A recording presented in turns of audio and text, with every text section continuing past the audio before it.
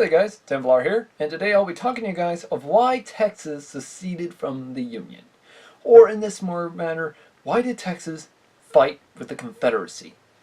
Now, this actually I can argue you guys already, Templar, the reason Texas fought for the Confederacy was because they were fighting for slavery. Well, no, you might want to put that little federal bullcrap out of the window, because let me tell you this. The reason why Texas joined the Confederacy was not because of slavery, but it's actually because of Texas. Now, this sounds weird to many of y'all that aren't born in Texas or are pretty much not even from the country of the United States, but a lot of countries do have the same, actually have the real reason why the Civil War started. The reason, though, we do not have it in the United States is kind of clear because of the federal government. So, yeah. But now, let's start back to the era of the Republic of Texas. Now, when the Republic of Texas joined the Union, we kind of joined it with a type of reason. Texas fell into a deep debt, and when I mean a deep debt, I mean a deep debt. Kind of like what we might see with Scotland. During the year of 1707, Scotland went into a deep debt and joined the British Great Britain. Or Great Britain, English, whatever you want to put it as, to create the Kingdom of Great Britain. So, yeah. But the thing is, the Scots weren't pleased about it. Go goes with Texas. We fell into a deep debt, and we kind of thought to ourselves, we got three options. Stay into a deep debt, hopefully it gets better. Go back with Mexico, or go to the United States. We chose the short straw and decided to go with the United States. For 10 years, Texas had its own country, and technically with us Texans, we kind of view ourselves as the Scots of, well, the United States. Seeing as though we were pretty much a country, we fell into a deep debt, and pretty much we don't like our government. You can see how us and Scots are actually alike. That and pretty much we're the type of people that you don't piss off. It's like when someone calls a Texan a Yank. Which, trust me, not a very good idea in Texas. Trust me. But as well, also when Texas joined the United States, we kind of actually thought of an idea. Or Sam Houston thought up of an idea to the United States. A type of favorable ploy, in other words. Meaning that Texas will join the United States for a while as a territory up until we could actually pay off the debt.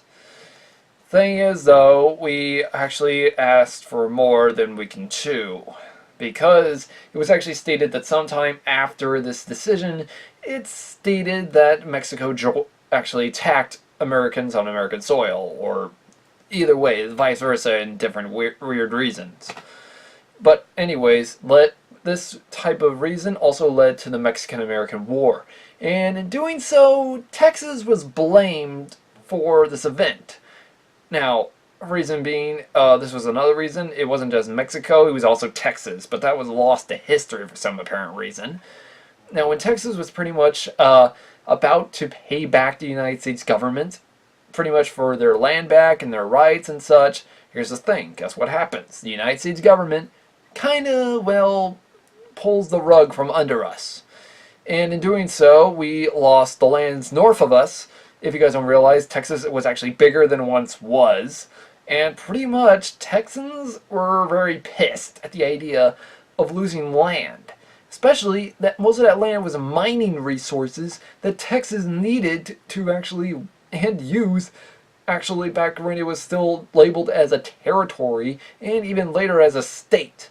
Now, if you guys think, oh, but Texas joined as a state in this era. Not exactly. In fact, in truth, Texas was still labeled as a territory back then.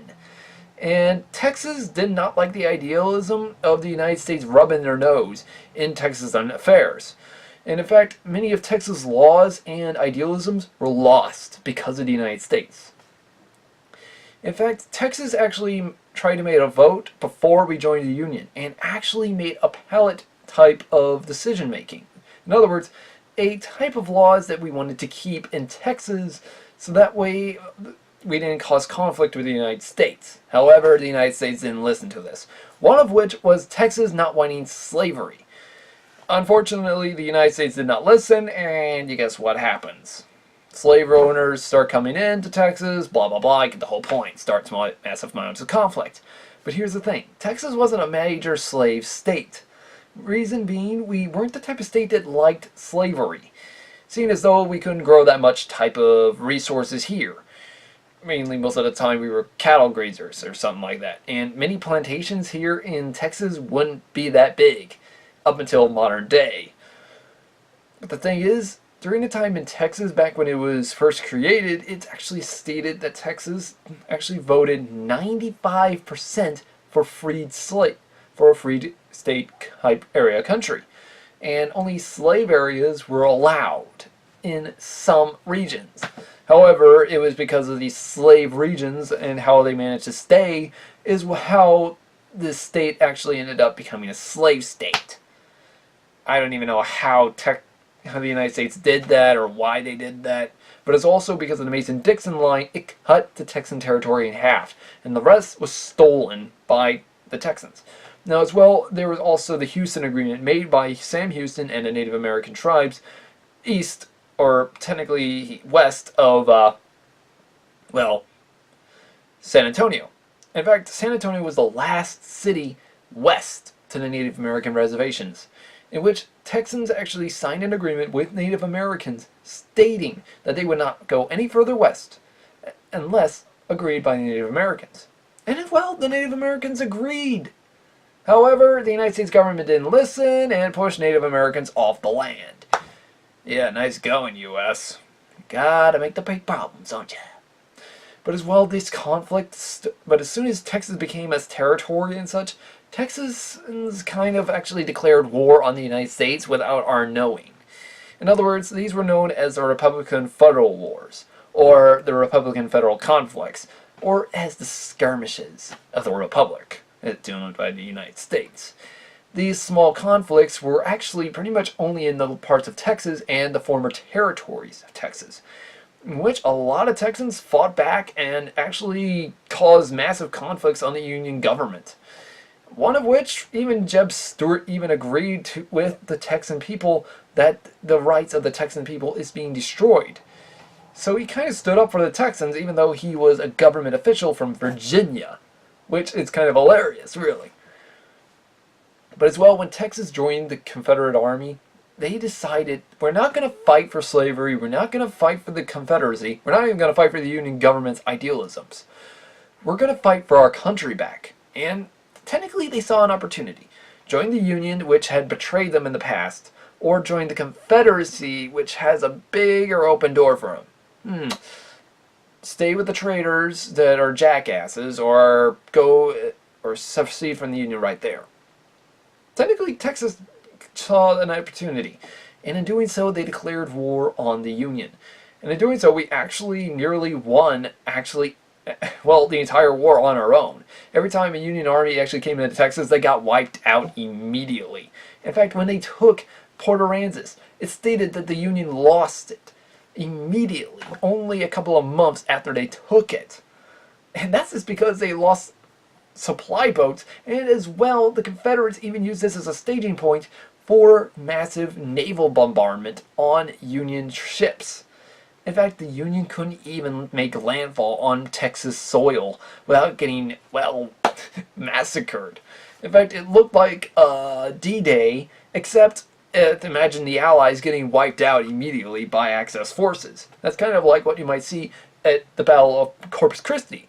It's the Corpus Christi Bay, around 30 or 70 pontoon boats or whatever. The Union soldiers had actually managed to get across from one end of Port Aransas to the other. In the process, got slaughtered by musket fire, cannon fire, and most importantly, as they managed to get ashore, it stated that they were clubbed or worse, stabbed to death by the people of Corpus Christi, which you gotta imagine, that's gonna suck for the Union military. But as well, even Native Americans joined the Confederate Army in Texas, or Texas Army, I should state. Now, as well, many Texans actually even fought in the eastern regions of the war, in other words, somewhere as far as Gettysburg. I know my ancestor, William P. Smith, Sergeant of the 4th Texas Infantry, joined the Confederate Army of Texas, and in the process fought from the Battle of Little Bighorn, or First Manassas, up until the Battle of Gettysburg. And that's a lot of fighting. In fact, he was even at Atlanta. Or, well, Atlanta at one time, and then he moved over to, what was it? I can't remember what point it was, but technically it was a small skirmish in Atlanta. That's all I know about. But in the process, he even went into the lands of Maryland. And this was actually the famous Battle of Antietam, or Sharpsburg, as many Southerners put it, in which was a massacre beyond field of vision. But as well, this battle that we think about, Texas actually fought in many of them. In fact, most of the time they defended the borders in Louisiana, Arkansas, Oklahoma, and their homeland, and including even in the far northern regions of their former, well, belongings. As well, Texans kept fighting back. We even fought in New Mexico, Arizona, and in fact we won battle after battle. The only times we lost a battle was because we ran out of supplies. That's about it. But in Texas, we kind of used cavalry to our advantage. Seeing as though the United States cavalry, whenever they went into Texas, they lost. Seeing as though they did not know the terrain of the field. And most of the time, a lot of Texas civilians fought back hard. And when I mean fought back, I mean fought back. Especially during a time when Texas first seceded from the Union here in San Antonio. What happened was we surrounded Union garrison near the Alamo, and in doing so, the Union was so surprised by this, they surrendered without a single gunshot being fired. That is probably the most craziest thing you can ever hear in history books. But as well, even in Houston, Austin, and so on, many cities that were in Texas fought back against the Union, even long after the American Civil War. Now, when we fought back against the Union, here's the thing. We kept fighting back up until the 1870s. And most of this was after the United States took back control of Texas. But here's the thing. A lot of Texans weren't wanting to give up the fight for Texas independence. We kept fighting back, no matter what the cost. And we really didn't like the idea of belonging to the United States a second time. But this time, though, at least the United States listened to Texas and actually told them that they will allow us to keep our rights, but not the land. Which is kind of a disappointing because actually we were not major slave-holding state. Kind of a disappointment, don't you think, United States? That's just the United States for you. They want to grab all the power. But yes, Texas was not the type of state that wanted to sit idle by. And many Southerners here in Texas actually still view an idealism of Texas being an independent country again. I myself included am a supporter of Texas independence. Especially since back when the time of the Obama administration, if you guys don't realize, Texas nearly seceded from the Union. As well, if Hillary would have won the presidency, we could have actually seen Texas secede from the Union, and we could have seen ourselves get our region back that belonged to us. As well, if you guys don't realize that if you think the United States military is going to be able to get here, even in modern day, be able to fight against thousands of Texans, you're dead wrong. Because let me tell you this, even back then, and even today, Texas would still kick the United States' ass no matter what. Because most of the United States Army is made up of Texans. So, yeah, we can see who's going to win this battle. Because, as it was always stated in history books, Texans love to fight. Even an American colonel who actually came down here during the American Civil War even stated the ferocity of the Texas Army. And even stated, these men are like the devils of hell. They come at us even through cannon fire, ringing the song of Republic, Republic. Yelling it out through all to hear this cry. Now, just imagine that. Hearing this word Republic, Republic, while the Confederate Texans charged at you. That's kind of terrifying for the United States government. But as well, many Texans kept fighting back, and as well joined many Mexican soldiers, as well with Hispanics, Native Americans, blacks, and whites. In other words, this was a whole division of armies that was a conjoined military divisions of different races and of different cultures. Now, not all Confederate armies were like that, no. I know that, but still. But it is stated that when Texas still fought back in the 1870s, we finally gave up the fight sometime around 1878. And this was the last conflict somewhere out of the region of, well, the region of Texas. In other words, somewhere outside of the region of our former regions of Texas and outside of Texas itself. Somewhere in Nebraska, they state, or some people even state Iowa. I'm not certain where it might have been, but some people state that the man who was responsible for leading this group of division was actually so badly ill he could not move from his deathbed, and actually stated he would not give up the fight until Texas was an independent country. Even on his deathbed, he meant it. But here's the thing. His rest of his division were never to be found. It stated he died alone in, well, a small cabin that was guarded by Union troops. Upon his death, it actually stated that he was buried somewhere north of Austin. But many Texans that actually came home from the war were so disappointed to not see a Texas independent country that many of them actually thought it was hopeless. But the cry still goes up for Texas independence, seen as though many Texans were somehow treated like dogs, pretty much because they weren't even viewed as civilized people. Or as well, pretty much a lot of us Texans don't like the idealism of being treated like cowboys. But you get the point. But still, Texas' cry for independence will never give up. We technically have the right to actually secede from the Union government, if you guys don't realize this, because the United States states you can't secede unless you have 5 states, or so on. Well, Texas can actually have more than 5. So, we can still secede from the Union. So, let's see if the Union try to beat that. Anyways, guys, this has been Templar. Hopefully you liked this video. If you guys want me to talk more about each state during any time in the American Civil War, let me know in the comments below, and I will get right to it. Also, guys, if you guys want me to talk about anything else about the American Civil War, also let me know in the comments below, and I will get right to it as well. Anyways, guys, like and subscribe. Also, click that bell button for more notifications. Anyways, guys, this has been Templar. Have a great day.